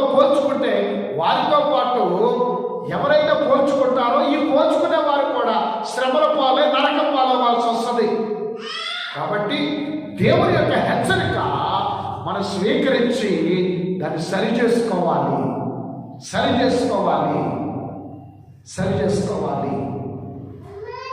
ఎందుకు చెప్తున్నాను ఈ మాట అంటే, భక్తుడని ఏలియా గారు అందరూ ఇశ్రాయేలీయులు అందరూ దారి తప్పిపోయారు కదా, రాజు రాణి చెప్పినట్టున్నారు కదా, రాజుగారి మాట రాణి గారి మాట వింటే మంచి బెనిఫిట్స్ ఉంటాయి, వాళ్ళకు అనుగుణంగా నడిస్తే మంచి బెనిఫిట్స్ ఉంటాయి అని చెప్పి దైవ మార్గాన్ని విడిచిపెట్టుకొని అనేక మందిని మనం చూస్తూ ఉన్నాం. కానీ ఏలియా గారు ఈ లోక సంబంధమైన ఏ బెనిఫిట్స్ ఆయన కోరుకోలేదు, ఈ లోక సంబంధమైన ఏ బహుమానాలు ఆయన కోరుకోలా, ఏ స్థానాలు ఆయన కోరుకోలా.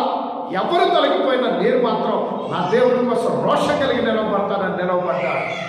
ప్రియమైన దేవుని బిడ్డలారా, మన మానవ జ్ఞానం ఎందుకంటే అనవసరంగా ఒంటరి బతుకు అనుకుంటాం, ఎందుకంటే అనవసరంగా అన్నిటికీ అందరికీ దూరమై ఒంటరి బతుకు ఎందుకు అనుకుంటాం. మీలో ఒంటరైన వాడు 1000 మందగునని దేవుని వాక్యం సెలవిస్తుంది. మీలో ఒంటరైన వాడు 1000 మందగునని వాక్యం సెలవిస్తుంది.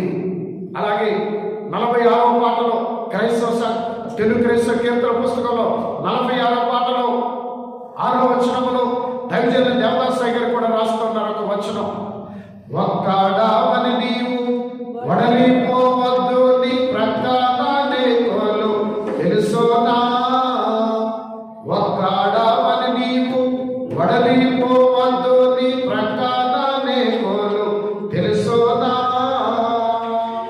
చిక్కావు నీవెవరి చేతిలోనైనాను, చిక్కిపోవని నీకో తెలుసోనా. నొక్కబడవని నీకో తెలుసోనా, సృంగిపోవని నీకో తెలుసోనా. కాబట్టి ఒక్కడవని మనం వడలిపోనక్కర్లేదు. నీ ప్రక్కన అనేకులు. ఎవరు అనేకులు? త్రిత్వదేవుడు, దేవుని దూతలు, పరిశుద్ధులు, పరలోకమంతా కూడా. చూడండి, యేసుక్రీస్తు ప్రభు జన్మించినప్పుడు ఆయన దగ్గర ఉంది ఎవరు? మరియమ్మ గారు, యోసేపు గారే. కాకపోతే పరలోకం నుంచి ఎవరు వచ్చేసారు? దేవదూతలు వచ్చేసారు. దేవదూతలు వచ్చి సర్వోన్నతమైన స్థలములలో దేవునికి మహిమ, ఆయనకి ఇష్టమైన మనుషులకు భూమి సమాధానం కలుగును కాకని దేవదూతలు వచ్చి స్తుతించలేదా? యేసయ్య బాలుడు ఒక్కడే, యోసేపు గారు ఒక్కడే, మరియమ్మ గారు ఒక్కడే. ఏంటి మన బ్రతుకు అనుకోలా? ఆ బాలుని చూసి వారు ఆనందిస్తూ ఉన్నప్పుడు దేవదూతలు వచ్చేసారు. కాబట్టి ఒక్కడి వరకు అవసరం లేదు. అయ్యో, దేవుడి కోసం నిలబడితే నేను ఒక్కడైపోతానేమో, ఒంటరివాడైపోతానేమో, ఒంటరిదాన్ని అయిపోతానేమో, నా కుటుంబం వేరైపోతేనే పరలోకం అంతా నీ పక్షంగా ఉంటుంది. ఈ లోకం నుంచి నామకార్థమైన వారి నుంచి వేరుగా ఉంటేనే పరలోక వాస్తవ్యులందరూ మన పక్షాన్ని ఉంటారండి. కాబట్టి వేరైతేనే రాకడ వేగంలో ఎత్తబడతాం. యేసుక్రీస్తు వేరయ్యాడు, ఆరోహణ భాగ్యం. ఏలియా గారు వేరయ్యాడు, ఆరోహణ భాగ్యము. కాబట్టి రోజున మనము కూడా ఏలియా గారి వల్ల రోషం కలిగి నిలబడితే పరలోకం అంతా మన పక్షాన్ని నిలబడుతుంది. భయపడాల్సిన అవసరం లేదు. పరలోకం అంతా మన పక్షంగా నిలబడుతుంది. అందుకే లోకానికి నామకార్థ క్రైస్తవుల వారి బంధువులైన, స్నేహితులైన వెలివేసినా సరే దేవుని కొరకు రోషం కలిగి నిలవబడండి. ఆ ఏలియా గారి కొరకు ప్రభువే నిలవబడ్డారు, ఆరోహణ భాగ్యమయ్యాడు. అందుకే వాళ్ళు తప్పిపోయారు, వీళ్ళు తప్పిపోయారు, వాళ్ళలాగున్నారు, వీళ్ళలాగున్నారు కదా అనుకోవద్దు.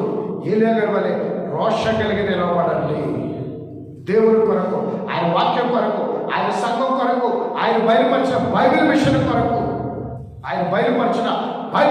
కొరకు రోషం కలిగి నిలవబడండి. దేవుడి నిలబెట్టుకుంటాడు. కాబట్టి ఇది రెండవది.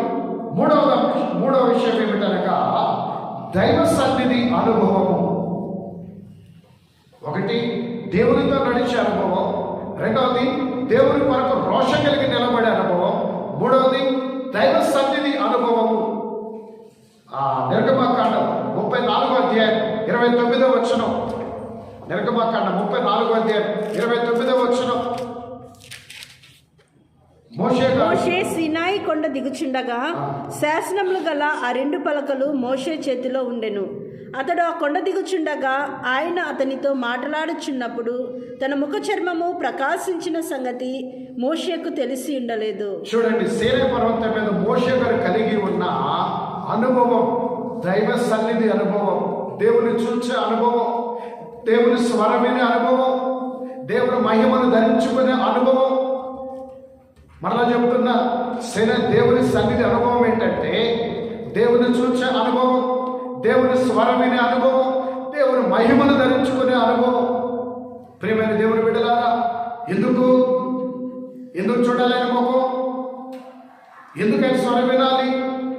ఎందుకని మహిమ ధరించుకోవాలంటే, మహిమ లోకంలో ఉండాలంటే ఆ మహిమ భూలోకంలోనే మనకు అలవాటు అవ్వాలా? ఆయన దర్శనం ఎందుకు పొందాలి? ఆయన స్వరం ఎందుకు వినాలి అంటే, సంఘాన్ని తీసుకుని వెళ్ళేటప్పుడు తెస్సలోనికీయులకు రాసిన పత్రికలో రాయబడి ఉంటుంది, ఆర్భాటంతో, ప్రధాన దూత శబ్దముతో, దేవుని మోరతో ఆయన దిగి వచ్చినప్పుడు అని ఉంటుంది కదా. తెస్సలోనికీయులకు రాసిన పత్రిక, మొదటి పత్రిక 4వ అధ్యాయం 15వ వచనం.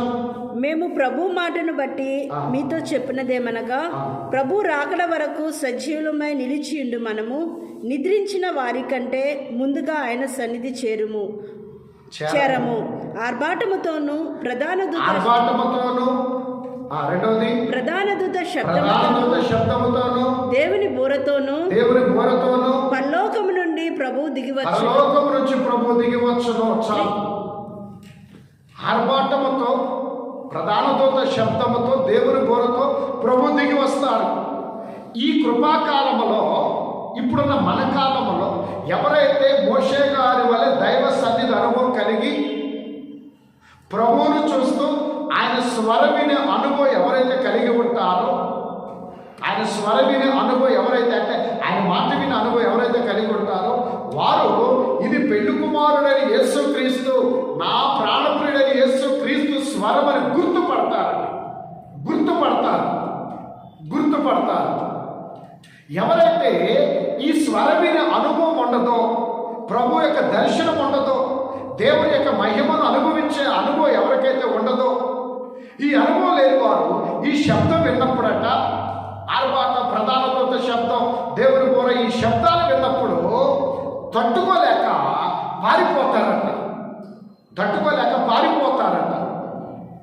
పారిపోతారట. ఎందుకంటే సడన్గా వస్తుంది.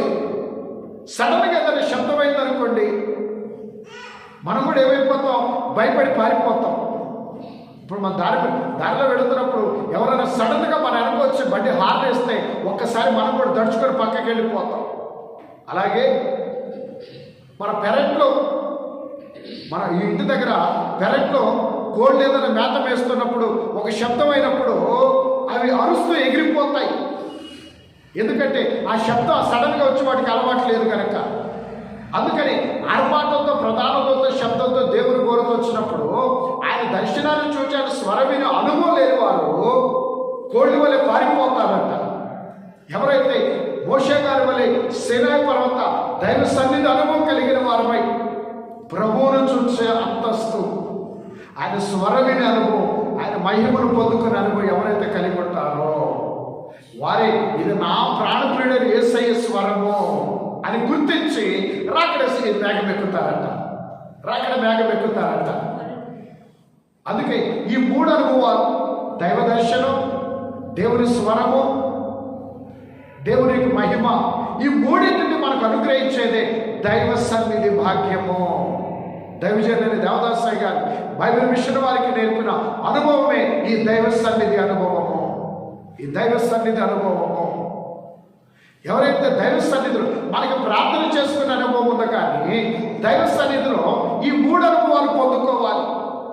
ప్రార్థన అంటే మనం చెప్పాల్సినన్ని, అడగాల్సినన్ని అడిగి వెళ్ళిపోవటం ప్రార్థన అనుభవం. దైవ సన్నిధి అనుభవం ఏంటంటే ప్రభు దగ్గర నుంచి పొందుకోవాలి. ఆయన దర్శనం, ఆయన వాక్కు, ఆయన మహిమ, మన ప్రశ్నలకు జవాబు ఆయన ద్వారా పొందుకోవాలి. ఇదే సీనాయి పర్వతం మీద జరిగిన అనుభవం. అందుకే 3వది దైవ సన్నిధి అనుభవము.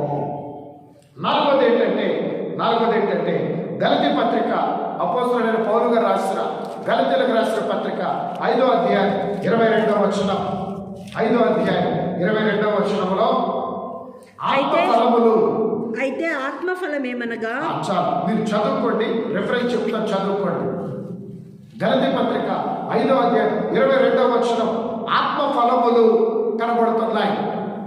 ఆత్మఫలములు. ప్రియ దేవుని బిడ్డలారా, ఆత్మఫలములు అనగా యేసు క్రీస్తులో ఉన్న సకల సద్గుణములు. సకల సద్గుణములు. ఆశీర్వాదములు కాదండి, ఆయన లక్షణాలు ఇవి. ఆశీర్వాదములు కాదు, ఆయన ఇచ్చే ఆశీర్వాదములు కాదు, ఆయన యొక్క లక్షణములు. అందుకే ఆత్మఫలములు అన్నారు. ఈ సద్గుణములను మనం కలిగి ఉండాలి. రాకడ మేఘం ఎక్కాలంటే, మనం అభివృద్ధి పొందాలంటే ఆయన ఆశీర్వాదం అందుకోవాలి. రాకడ మేఘం ఎక్కాలంటే ఆయన సద్గుణాలు మనలో ఉండాలి. అర్థమైందండి? మనం అభివృద్ధి పొందాలంటే ఆశీర్వాదాలు అందుకోవాలి. రాకడ మేఘం ఎక్కాలి అంటే ఆయన యొక్క సద్గుణాలు మనం పొందుకోవాలి. ఎన్ని ఆశీర్వాదాలు పొందుకున్నా క్రీస్తు యొక్క సద్గుణాలు మనలో లేకపోతే, ఆయన యొక్క లక్షణాలు మనలో లేకపోతే, నువ్వెంత ప్రార్థనాపరుడైనా సరే, ప్రార్థనాపరుడైనా రాకడ మేఘం ఎక్కం. ఎన్ని ఆశీర్వాదాలు ఉన్నా రాకడ మేఘం ఎక్కం. ఆయన యొక్క సద్గుణాలు ఉంటేనే రాకడ మేఘం ఎక్కుతాం. కాబట్టి అందుకే ఆత్మఫలములు, ఈ ఆత్మఫలములైన సద్గుణాలు మనలో కలిగిన వారమై ఉండాలి. మనం కలిగిన వారమై ఉండాలి. జాగ్రత్త. ఈ రిఫరెన్స్ చదువుకొని ప్రతి వచనం, ప్రతి ఫలం, ప్రతి లక్షణం నాలో పరిపూర్ణంగా ఉందా లేదని పరిశీలన చేయండి. నాలో అంటే జాపాస్ గారిలో కాదండి. చదువుకున్నప్పుడు మీకు మీరు ఎవరైతే వాక్యాన్ని చదువుతున్నారో, చదువుకునే మీలో ఒక్కొక్క ఆత్మఫలం పరిపూర్ణంగా ఉందో లేదో చూడండి. ఉన్నదా లేదో చూడండి. మొదట ఉన్నదా లేదో చూడండి. ఉంటే పరిపూర్ణంగా ఉందా లేదో కూడా చూసుకోండి.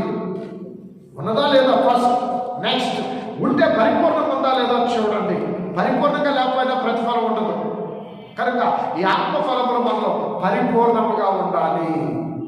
అప్పుడే రాకడ మేఘం ఎక్కగలము. రాకడ మేఘం ఎక్కగలము. అందుకే 4వది ఏంటంటే ఆత్మఫలములు. ఐదవది కొరింథీయులకు రాసిన మొదటి పత్రిక. అయిపోయింది, ఒక్క రెఫరెన్స్ లాస్ట్. కొరింథీయులకు రాసిన మొదటి పత్రిక 12వ అధ్యాయం 8వ వచనం నుంచి 11వ వచనం వరకు. అక్కడ కొన్ని పరిశుద్ధాత్మ అభిషేకపు వరములు ఉన్నాయి. పరిశుద్ధాత్మ అభిషేకం అభిషేకము ద్వారా పరిశుద్ధాత్మలో ఉన్న వరాలు అభిషేకం పొందుకున్న వారిలోకి వస్తూ ఉన్నాయి. అక్కడ వరాలు ఉన్నాయి. ఈ వరాలన్నీ ఒక్క వరంలో ఇమిడి ఉన్నాయి. పరిశుద్ధాత్మ అనే వరం. పరిశుద్ధాత్మ అనే వరం ఎవరైతే పొందుకుంటున్నారో ఆయనలోని భాగ్యాలన్నీ వస్తాయి. ఈ వరములన్నీ వస్తాయి. ఒక్క పరిశుద్ధాత్మ అనే వరమును మనం పొందుకుంటే ఆయనలో ఉన్న వరాలన్నీ మనలోకి వస్తాయి. అందుకే పరిశుద్ధాత్మ వరములను కలిగి ఆయన పరిచర్య చేయడం. పరిశుద్ధాత్మ వరములు. ఈ రిఫరెన్స్లు మీరు నోట్ చేసుకొని పరిశీలించుకోండి. కొరింథీయులకు రాసిన మొదటి పత్రిక 12వ అధ్యాయం 8 నుంచి 11 వరకు ఉన్న వచనాలలో ఆ వరములన్నీ. ప్రియమైన దేవుని బిడ్డలారా, ఈ 5 రకముల సంగతులను ఎవరైతే ఆయన భార్య తను తాను సిద్ధం చేసుకుంటుందంటే, ఈ 5 రకాల సంగతులు క్రీస్తు కొరకు తను తాను సిద్ధపరుచుకుంటున్నటువంటి సంఘము ఈ 5 విషయాలలో పరిపూర్ణంగా ఉండాలి. ఈ 5 విషయాలలో తను తాను పరిశీలన చేసుకుంటూ సిద్ధపరుచుకునేదే వధువు సంఘం. మళ్ళా చివరికి ఒక మాటలో చెప్పి ముగిస్తారు. ఏమిటి అంటే, 1 క్రీస్తుతోనే నడిచే అనుభవము. మళ్ళా చెప్తున్నాను, గమనించండి. క్రీస్తుతోనే నడిచే అనుభవము 1. 2వది క్రీస్తు కొరకు మాత్రమే రోషం కలిగి నిలబడే అనుభవం. 3వది దైవ సన్నిధి యొక్క అనుభవము. 4వది ఆత్మ ఫలములు అనే సద్గుణములు కలిగి ఉండే అనుభవం. 5వది పరిశుద్ధాత్మల వరమును కలిగి ఉండే అనుభవం. ఈ 5 అనుభవములతో ఎవరైతే సిద్ధపడుతుంటారో వారే క్రీస్తు ప్రభుని యొక్క భార్య. పెళ్లి కుమారునికి తో జతపరచబడే పెళ్లి కుమార్తె. పెళ్లి కుమారుడని యేసు క్రీస్తుతో జతపరచబడే పెళ్లి కుమార్తె సంఘము. కాబట్టి ప్రియమైన దేవుని సంఘమా, ఈ 5 అనుభవాలు మనమును కలిగిన వారమై ఉండాలి, మనలోనూ కలిగిన వారమై ఉండాలి, మనలోనూ కలిగిన వారమై ఉండాలి, మనలోనూ కలిగిన వారమై ఉండాలి. కాబట్టి ఈ 5 అనుభవాలను కలిగిన వారమై, ఈ 5 అనుభవాల ద్వారా మనల్ని మనం ఆయన రాకడ వేగమెక్కుట కానీ వివాహ సమయానికి మనల్ని మనం సిద్ధపరచుకోవాలి. ఈ లోకంలోనైతే మంచి వస్త్రాలతో, ఆభరణములతో మనం సిద్ధపరచుకుంటాం ఈ లోకంలో పెళ్లి చేసుకోవడానికి. పెళ్లి కుమారుడు కావచ్చు, పెళ్లి కుమార్తె కావచ్చు. అయితే పరలోక వాస్తవ్యుడైన ప్రభువైన యేసుక్రీస్తు అనే పెళ్లి కుమారుడితో ఆయనతో ఏకమవుట కొరకు ఈ 5 రకాల అనుభవాలతో మనల్ని మనం సిద్ధపరచుకోవాలి.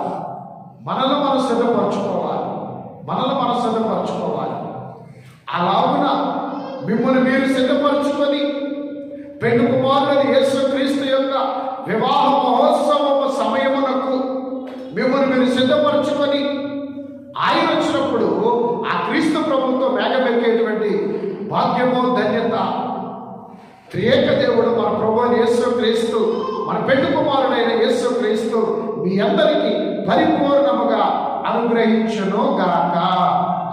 ఆమేన్. సర్వోన్నతుడ వందనము. బోధింపబడిన బోధ నీ బిడ్డల జీవితాల్లో నూరంతరగా ఫలింపచేయమని ప్రార్థిస్తూ వందనములు చెల్లిస్తూ యేసు నామమున ప్రతి ఒక్కరు విన్న వాక్యమును పరిశీలించి వారి అనుభవములు కలిగి ఉన్నట్లుగా సహాయము దయచేయమని యేసు నామమున ప్రార్థిస్తున్నాము తండ్రి. ఆమేన్. సరే, అలాగే ముగింపు ప్రార్థన కూడా చేసుకుందాం. ప్రార్థన కళ్ళు మూసుకొని ప్రార్థనలో ఏకీభవించండి. సర్వోన్నతుడ, మిక్కిలి ప్రేమ కలిగిన మా తండ్రి, మహాగరుడా, నీకు వందనములు. ప్రభువా, అయోగ్యులమైన మమ్మలను కనికరించి ఈ పరిశుద్ధ ఆదివార భాగ్యమును మాకు దయచేస్తున్నందులకై వందనములు చెల్లించు. నాయనా, నీ సన్నిధి యొక్క భాగ్యమును మాకు అనుగ్రహించిన మీరే మమ్మలను, మా కుటుంబమును నూరంతులుగా ఆశీర్వదించుము. నీ కృపను బలపరచుము. నీ సన్నిధిలో ఎవరైతే భయభక్తులు కలిగి ప్రార్థనలో ఏకీభవించి ఉన్నారో వారి మనోప్రార్థనలన్నిటికీ పరిపూర్ణమైన నెరవేర్పు మీరు అనుగ్రహించండి. ప్రభువా, ఇదిగో నాయనా, నీ వివాహోత్సవ సమయమునకు ఆయన భార్య తను తాను సిద్ధపరచుకున్నది అన్నట్లుగా మా గొర్రెపిల్లగా యేసుక్రీస్తు ప్రభువా, మా పెళ్లి కుమారుడు యేసుక్రీస్తు ప్రభువా, ఇదిగో నీవు మమ్మల్ని తీసుకొని వెళ్ళటకు మధ్యాకాశమునకు రాబోవచ్చు ఉండగా అయ్యా, నీ రాకడకు నిజమైన అయినా లోకము నుంచి వేరే నీతో నడిచే వారినిగా మమ్మల్ని ఆశీర్వదించుమో, సిద్ధపరచుమో, నీ ఆత్మ ద్వారా సిద్ధపరచుమో. నాయనా, ఎవరు తప్పిపోయినా, ఎవరి మార్గాలు ఎలాగున్నా నీ కొరకు ఏరియగలవలే రోషము కలిగి నిలబడగలిగిన అట్టి స్థితికి తగిన సిద్ధపాటు దయచేయము. ప్రభువా, ఇదిగో నాయనా, మోషే గారి వలె నీ సన్నిధిలో గడిపి నిన్ను చూసే అనుభవము, నీ స్వరం వినే అనుభవం, నీ మహిమను అనుభవించే అనుభవమును మాకు దయచేయమని ప్రార్థిస్తూ ఉన్నాను. అలాగే నాయనా, నీలో ఉన్న సకల సద్గుణములు పొందుకొని ఆత్మ ఫలములను సద్గుణములు కలిగిన వారమై ఉండే భాగ్యమును మాకు దయచేయండి. అయ్యా, నీ పరిచర్య మీరు వచ్చేంత వరకు మెళుకు కలిగిన వారమై నీ సువార్త కొరకు, నీ సంఘము కొరకు, పైలోకము నుంచి నీ ఏర్పాటు బైబిల్ విషయాలను పైకి తెచ్చుకున్న కొరకు దేవా, కావలసిన వరములు, అన్ని వరములను మాకు అనుగ్రహించగలిగిన నీ పరిశుద్ధాత్మ అభిషేకం అనే వరము మాకు అనుగ్రహించమని ప్రార్థిస్తున్నామయ్యా. ఈ సమయంలో ప్రార్థనలో ఏకీభవించిన బిడ్డలందరి జీవితములలో ఈ కార్యములని, సంగతులను, ఈ అనుభవాలు పరిపూర్ణంగా మీరు అనుగ్రహించి నీ నీకు ఇష్టమైన వధువు సంఘముగా నీ బిడ్డలను అలంకరించమని ప్రార్థిస్తూ ఉన్నామయ్యా. ప్రతి ఒక్కరి మనో ప్రార్థనలకు నెరవేర్పు దయచేయండి. ప్రతి కుటుంబంలో సమాధానం ఉంచండి. నీ బిడ్డల ఆర్థిక ఇబ్బందుల నుంచి విడుదల దయచేయండి. సమాధానం దయచేయండి. మనస్పర్ధలు, అపార్థములు సమస్తమును తొలగించండి. ప్రతి గృహమును భూలోకపు నూతన యెరూషలేముగా మీరు ఆశీర్వదించి మహిమ పొందమని ప్రార్థిస్తూ ఉన్నాను. అదే విధముగా మా తండ్రి, అందరికీ నిన్ను చూచే కన్ను, నీ స్వరమైన చెవి, నీ మహిమను అనుభవించే భాగ్యము ప్రతి ఒక్కరికి అనుగ్రహించమని ప్రాధేయపడుచు ఉన్నాను. అదే విధముగా దేవా, నీ బిడ్డల ఉద్యోగాల్లో తోడై ఉండండి. ప్రయాణముల కాపుదల దయచేయండి. స్త్రీలేని వారు చేసే పరిపాలనలో ఉద్యోగాల్లో తోడై ఉండి నీ ఆశీర్వాదము కాపుదల దయచేయండి. అదే విధముగా ఇదిగో నేను ఎవరి బిడ్డలు, వారి చదువులు, వారి ట్రైనింగ్లు, వారి ఉద్యోగాల్లో నీ కాపుదల క్షేమం దయచేయండి. ఎవరి బిడ్డలు కూడా లోక మార్గంలో, లోక చెడుగులు, లోక అలవాట్లలో, లోక స్నేహాలు అనే పాపములలో పడిపోకుండా ఎవరి బిడ్డలందరినీ మీరు ఎక్కడో చోట భద్రపరచండి అయ్యా. వాటిని తలగా కుటుంబానికి ఆశీర్వాదకరముగా, తల్లిదండ్రులకు ఉపయోగకరముగా, సంఘానికి మేలుకరముగా, నీకు మహిమకరముగా ఉన్నట్లు మా సంఘ ఎవరి బిడ్డలందరినీ దీవించి బలపరచమని ప్రార్థిస్తూ ఉన్నాను. అదే విధముగా మా తండ్రి, చిన్న బిడ్డలు దీవించండి. వారి చదువులు, ఆటపాటలో తోడై ఉండండి.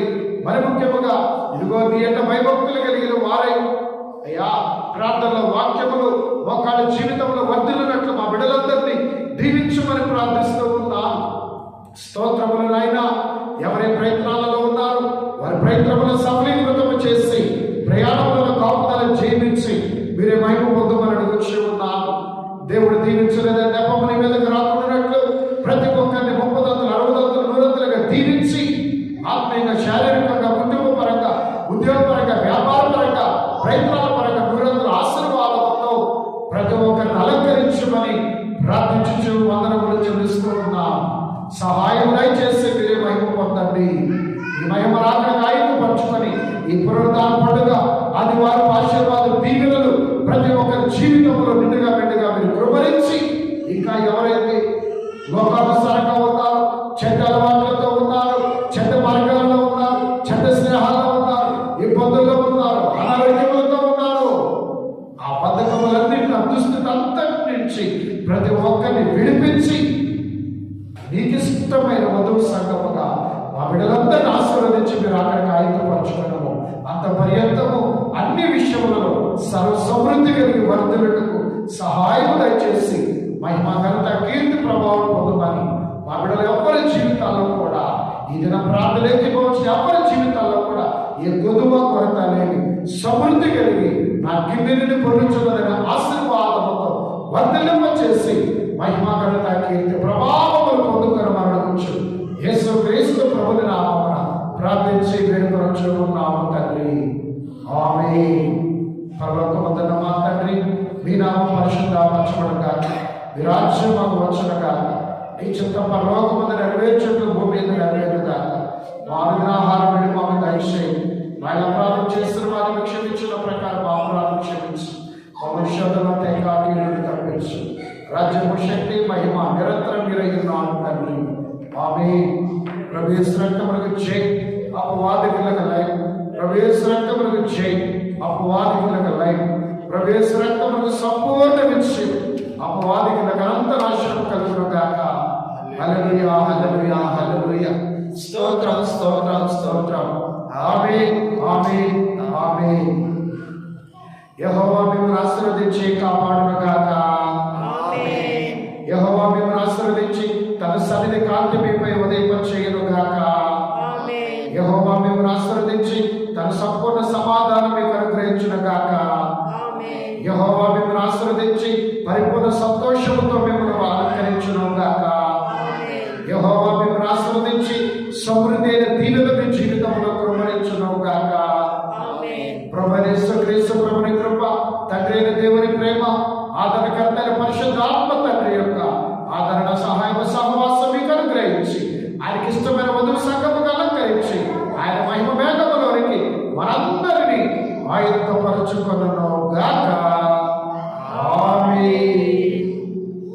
నీకును నీ సంఘమునకు నిత్యమును జయము జయము నీ కొనని సంగమునకు నిత్యమును జయము జయము రక్షకానా వందనాలు శ్రీ రక్షకానా వందనాలు. మరణాత అందరికీ మరణాత.